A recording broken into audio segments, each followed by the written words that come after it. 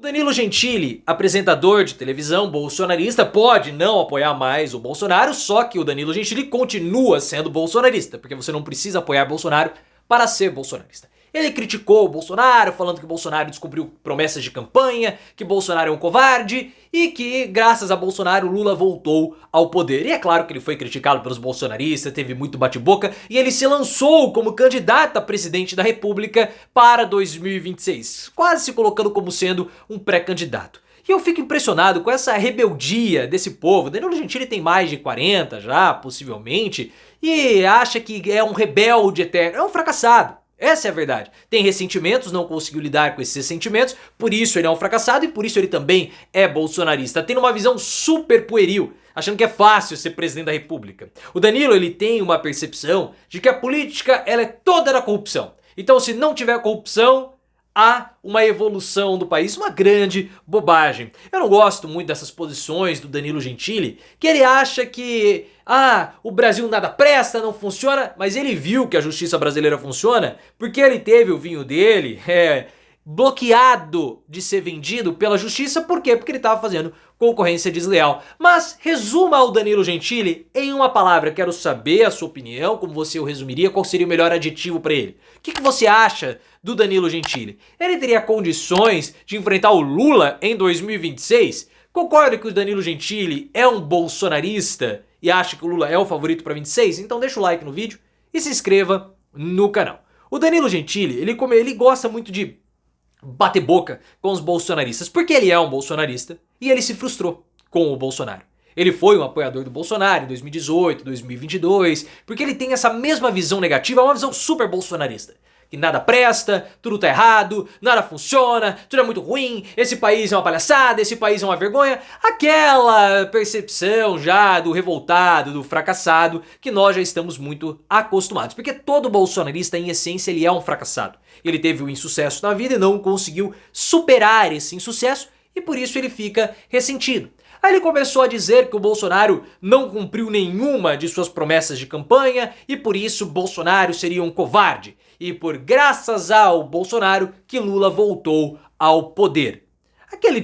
Aquela típica percepção política bastante infantil, infantiloide, despolitizada, descontextualizada, mas eu não vou ficar cobrando análises e entendimentos políticos do Danilo Gentili, que não é um analista ou um comentarista político. Porque, na verdade, o Bolsonaro, ele cumpriu as promessas de campanha. Primeiro que o projeto dele de campanha não tinha nada. Tinha absolutamente nada. E o Bolsonaro, ele tinha uma visão de mundo que estava sendo implementada. Que é aquela visão do mundo, do país, sem qualquer tipo de regra.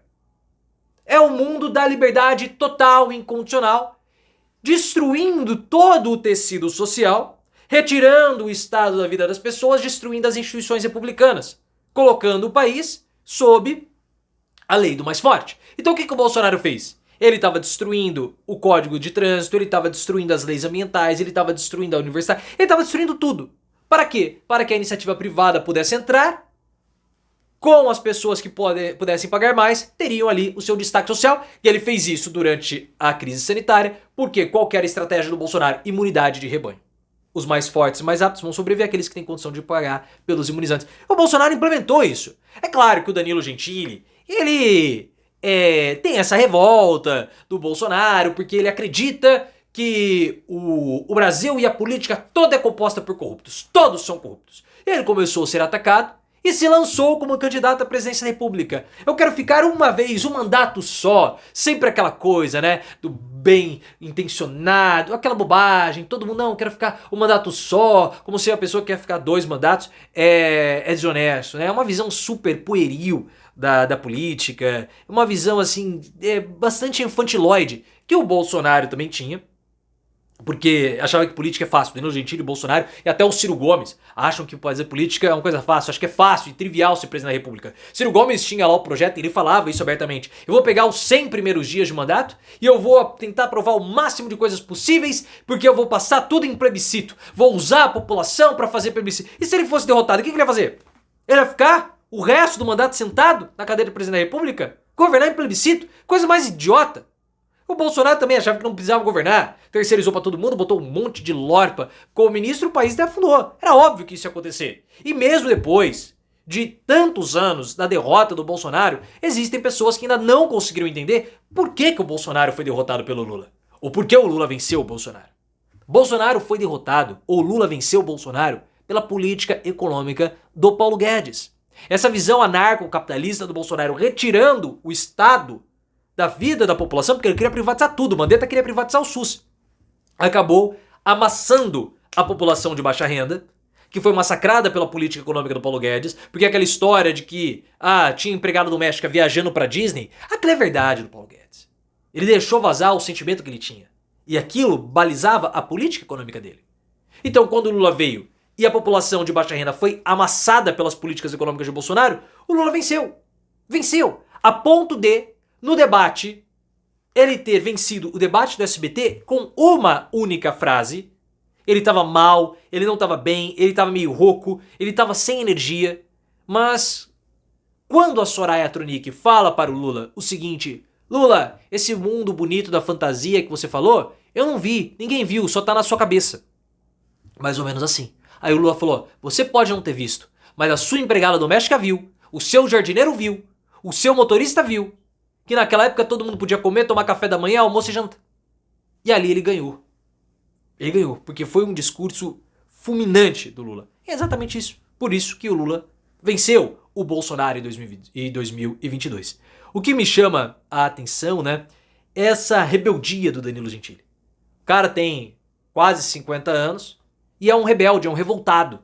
Como muitos bolsonaristas, eles são rebeldes sem causas, têm uma adolescência eterna. Danilo Gentili, por exemplo, fica usando tênis All-Star, calça jeans, camiseta preta e bonezinho. Não se veste como um adolescente. E gosta de mostrar que ele é rebelde toda hora com um charuto na boca. Olha como eu sou adulto, eu fumo cachimbo. Ele pode fumar cachimbo, você pode fumar cachimbo, charuto, você pode fazer o que você quiser. No seu privado, tudo. Ou até mesmo ali, eventualmente, aparecer fumando. Mas o que ele quer? Ele quer demonstrar que ele fuma, não cigarro, ele fuma charuto. Olha só como que ele é aristocrata, como ele é refinado, como ele é adulto. Ele quer passar a imagem para as pessoas de que ele é mais velho, de que ele é adulto. Ele tem 50 anos, mas tem comportamentos rebeldes de alguém que tem 16, 17 anos. É ridículo. O Roger, que é mais velho que o Danilo Gentili, continua sendo rebelde. Sérgio Reis continua sendo rebelde. Possivelmente, o Danilo Gentili ele tem essa rebeldia por conta do falecimento do pai. Que é um assunto que traz tristeza para o Danilo Gentili. Ele não conseguiu superar o luto e nutre muito dessa raiva, dessa amargura dentro dele. O que, é claro, não é bom. E ele tem essa... E o mais interessante de tudo é essa visão do Danilo Gentili de que o país nada presta. Só que ele teve uma mostra que o país tem as suas leis, tem as suas regras, que aqui não é a casa da mãe Joana como ele pensa que é. Porque ele e mais outros dois comediantes, Diogo Portugal e o Oscar Filho, fizeram um vinho. E o rótulo do vinho era um rótulo muito semelhante a um vinho mais caro, chamado Petrus, um vinho europeu, que custa uma garrafa mais de 60 mil reais aqui no Brasil. E eles fizeram um vinho chamado Putus. E a marca, o rótulo é muito parecido. O vinho europeu entrou com uma ação na justiça brasileira e proibiu a comercialização do vinho do Danilo Gentili. Por conta do rótulo, muito semelhante, poderia induzir, poderia até se fazer valer de uma concorrência desleal. Falar, olha, será que aquela marca de vinho está atuando com o Danilo Gentili?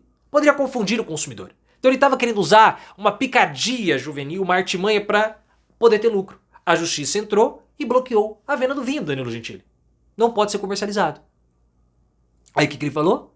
Que estavam perseguindo ele, porque ele é o Danilo Gentili. Faça-me um favor, cara, você não é tão importante assim.